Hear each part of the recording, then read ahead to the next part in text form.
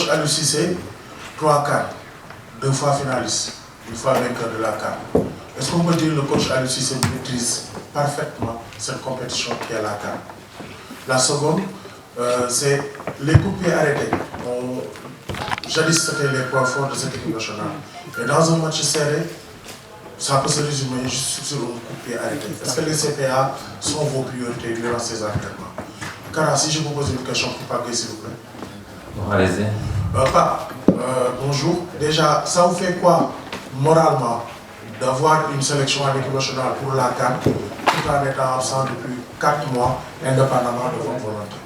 Moralement, ça vous fait quoi? Merci.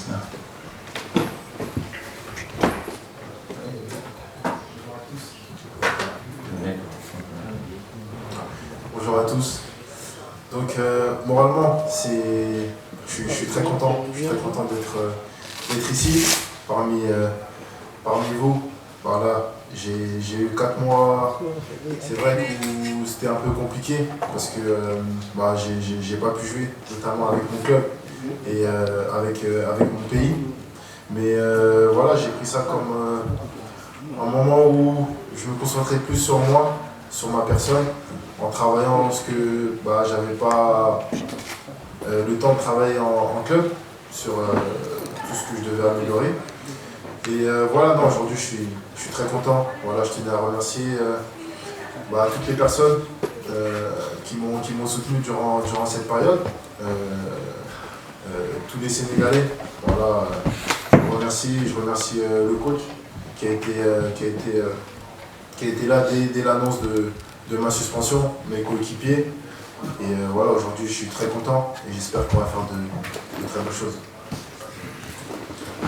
La CAN, on la maîtrise jamais assez. En réalité, c'est une compétition qui est très difficile. Les CAN se suivent et ne se ressemblent pas, ou bien les CAN se suivent et se ressemblent dans la difficulté, comme je le dis. Maintenant, c'est vrai que nous en sommes à notre 3e CAN. On a emmagasiné aussi de l'expérience dans toutes les sorties que l'équipe nationale a fait, y compris en Coupe du Monde. Mais nous sommes conscients aussi que à Yamoussoukro, en Côte d'Ivoire, les réalités seront autres. Il va falloir se remobiliser, se remettre en question, faire son autocritique pour justement bien aborder cette CAN-là, ne pas l'aborder avec légèreté, ne pas l'aborder avec de l'arrogance, mais surtout l'aborder avec énormément de confiance, mais surtout aussi être conscient des difficultés qui nous attendent. Mais en réalité, ce groupe-là a cette expérience-là, ce vécu-là, pour savoir que rien n'est encore joué, rien n'est acquis. Et que si on veut justement écrire l'histoire encore, il faudra vraiment être présent, travailler dur et essayer toujours de faire de notre mieux. La deuxième question, je crois que c'est sur les coups de pied arrêtés. Effectivement, les matchs, quand ils sont difficiles, quand à un moment donné on n'arrive pas à ouvrir, à décanter la situation, ça se jouera sur les coups de pied arrêtés, que ce soit pénalty, que ce soit coup franc. En réalité, quand les matchs sont serrés, pour se départager, c'est 2 choses en réalité. C'est soit en pénalty, en coup de pied arrêté, en corner, ou sur des erreurs individuelles. Donc il est très important d'être concentré dans ce sens-là. Nous avons un axe de travail sur ça. Le but qu'on prend contre l'Algérie nous le rappelle, qu'on peut dominer un match et que sur un micro-détail on le perd parce qu'on manque d'attention ou bien on manque de communication. Donc vous avez raison, les coups de pied arrêtés sont très importants, mais quand j'ai dans mon équipe des garçons comme Pape Gueye qui mesurent plus d'1m80, Koulibaly, Cheikhou Kouyaté, Kalidou Koulibaly, Moussa Niakhaté, j'ai envie de dire que normalement on ne devrait pas avoir de problème sur les coups de pied arrêtés et on devrait aussi, normalement, quand nous avons le ballon, quand on est dans ces situations-là, d'essayer de marquer. Bonjour, coach. J'ai une question, Kara, pour coach et une pour Pape Gueye. Coach, vous avez l'équipe au complet, alhamdoulilah, mais que pouvez-vous nous dire par rapport à la gestion des blessures? À Pape Gueye, à une semaine de la CAN, comment vous vivez cette motivation d'aller peut-être remettre le trophée en jeu, mais aussi d'avoir cette envie d'aller mettre une seconde étoile sur le banc? Merci. Merci Varem. Je crois que, comme vous le dites, le groupe est en train d'être au complet. Hier soir, on a récupéré Ghana, on a récupéré Youssouf Savali.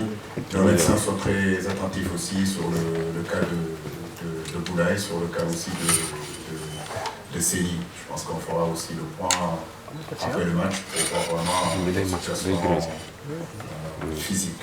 En réalité, comme je l'ai dit, je le répète, il n'y a pas encore de précipitation à avoir. On a fait une présélection de 55 joueurs, malgré que Boulaye et Séni, Ghana, Nampalis et Savali étaient blessés. Il fallait quand même qu'on se donne la possibilité de voir l'évolution de leurs blessures. C'est pour ça qu'on les a fait venir. Maintenant, avec les médecins, nous sommes conscients aussi que ça avance très bien. Mais est-ce que ça sera suffisant en réalité pour être dans le groupe final? Ça, on fera le point après le match. Mais ce qu'il en est, je l'ai dit, je l'ai répété aussi dans une émission avec vos confrères, on partira en tout cas avec un groupe de 27 joueurs compétitifs et qu'il n'y aura pas de petite.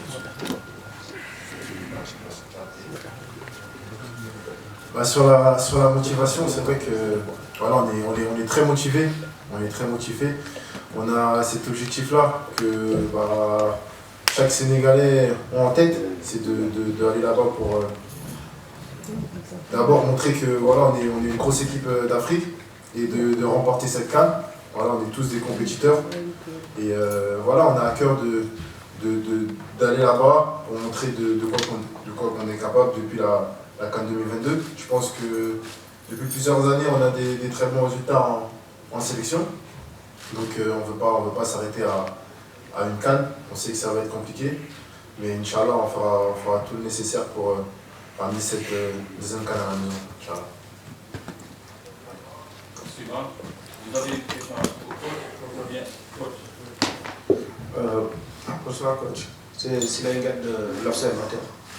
En fait, ce match face au Niger est un match difficile à appréhender, car autant il est important de gagner pour se rassurer, mais il est aussi important pour les joueurs d'éviter les blessures. Comment faire pour trouver le juste milieu en fait? C'est difficile, c'est une bonne question. C'est une question que tout entraîneur aujourd'hui se pose quand vous êtes à quelques semaines en réalité d'une grande compétition. Je peux vous dire que ce mois de fin novembre, tout le mois de décembre ont été des mois très compliqués parce qu'en réalité je savais que si je venais de perdre un joueur dans ces périodes-là, c'est synonyme en réalité de forfait pour la CAN. Là, le premier match contre la Gambie, mais c'est vrai que notre hantise aujourd'hui, c'est qu'on perd un joueur dans ce match-là contre le Niger. Mais comme je le dis, on ne peut pas rentrer sur le terrain en pensant à une blessure. Le football de haut niveau est fait de blessures aussi. Et je crois si vous avez quelque chose à dire aujourd'hui au public sénégalais pour ce match avant de partir, il serait quoi comme message, sachant que lorsqu'on les voit, tout le monde se dit on peut le faire, on est capable de le faire, on a l'équipe pour le faire. Mais le message du coach et de Paquet aussi, c'est quoi en direction du public sénégalais, des supporters? Je crois qu'on a fait un open press dans la semaine et je crois que j'ai lu un petit peu partout les joueurs, l'appel du sélectionneur depuis la publication de la liste. On va réitérer encore le même appel, voilà, accompagner cette équipe-là par vos prières. Nous savons que la Côte d'Ivoire, c'est 3 heures ou 4 heures de Dakar. Donc, si tout le peuple sénégalais, les gens en tout cas qui peuvent venir en Côte d'Ivoire et continuer à supporter cette équipe-là, ce serait vraiment quelque chose d'extraordinaire. Maintenant, comme je l'ai dit, c'est vrai qu'à chaque fois qu'on a une préparation, les gens se posent la question, est-ce qu'on va jouer chez nous, est-ce qu'on ne va pas jouer? Je pense que si je n'avais pas mis ce match-là, les gens diront pourquoi on aurait pu faire un petit tagado, il aurait pu créer un match et jouer. Bah, ça tombe bien, on l'a fait. Et nous attendons tout le public demain, malgré que c'est une journée de semaine. On sait que beaucoup de gens travaillent, mais il y a une possibilité en réalité de se déplacer en masse et venir supporter cette équipe qu'on a tant besoin. Ce stade-là, je le disais que depuis le match qu'on a joué ici contre l'Égypte, je n'ai pas senti cette effervescence-là autour de cette équipe-là. Donc à l'aube de cette CAN-là, c'est le moment vraiment de le montrer, parce que comme je l'ai dit, vous nous envoyez tous pour aller chercher cette CAN. C'est notre devoir, on essaiera d'être à la hauteur, Mais ce qu'on attend aussi de notre public, c'est qu'il soit à la hauteur et que ce que j'ai vu contre l'Égypte ici, en termes d'engouement, en termes de supporters, en termes de passion et d'émotion, mais vraiment qu'on le voit. Donc c'est ce qu'on attend demain. Oui, Pape Gueye, la dernière réponse. Comme le coach l'a pu le dire, franchement, nous, c'est un énorme plaisir de jouer à domicile. À chaque fois qu'on joue ici, voilà, on le ressent sur le terrain. On sent que le public est derrière nous. Voilà, les Sénégalais, c'est connu pour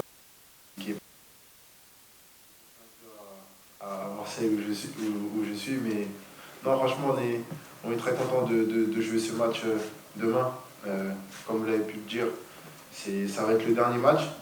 Après, on espère, la seule chose qu'on demande, c'est de rester unis durant cette compétition, comme vous avez pu le faire en 2022. Une CAN, c'est compliqué, c'est long et court à la fois. Donc on se doit de rester unis tous ensemble. Nous, on va tout donner. C'est sûr qu'il n'y a aucun joueur qui va tricher sur le terrain. Et voilà, on demande l'aide de vos prières. Et Inch'Allah, tout se passera bien. Merci beaucoup, coach. Merci beaucoup, Pape Gueye.